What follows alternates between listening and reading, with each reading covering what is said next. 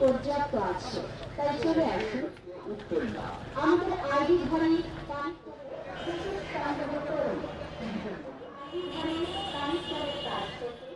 ফেরি আসছে না, আমরা এখানে দাঁড়িয়ে আছি আর দাদা দাদির সাথে ঈদ করব, খুব ভালো লাগছে। এখানে আসার পরে দেখছি ফেরি সংকট, দাঁড়ায় আছি। একটা ফেরি চলে গেল, আবার কিছুক্ষণ ওয়েট করব, আসবে তারপরে যাব। পরিবারের সঙ্গে একসাথে ঈদ করব, কিন্তু এখানে ফেরির সংকটের জন্য একটু সমস্যা। তো আশা করি ফেরি অ্যাভেলেবেল পাওয়া যাবে। 50 ফুট নিরাপদ দূরত্ব বজায় রাখুন। দয়া করে জিগজ্যাগ করে গাড়ি চালানো থেকে ঘন্টায় 80 কিলোমিটার অতিক্রম করবেন না।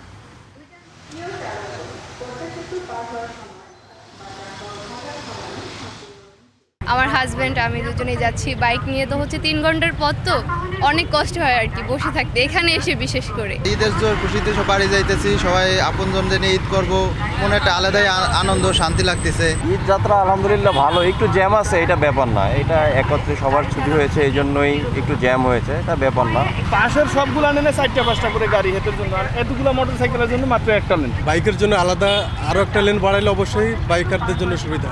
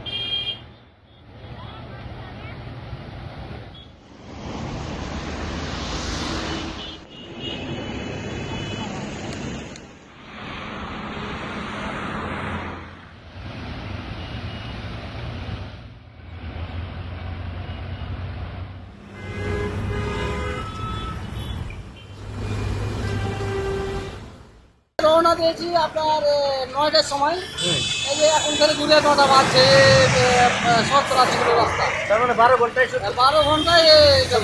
ঢাকা থেকে এলাম, এখন যাবো আমরা নীলফামারী।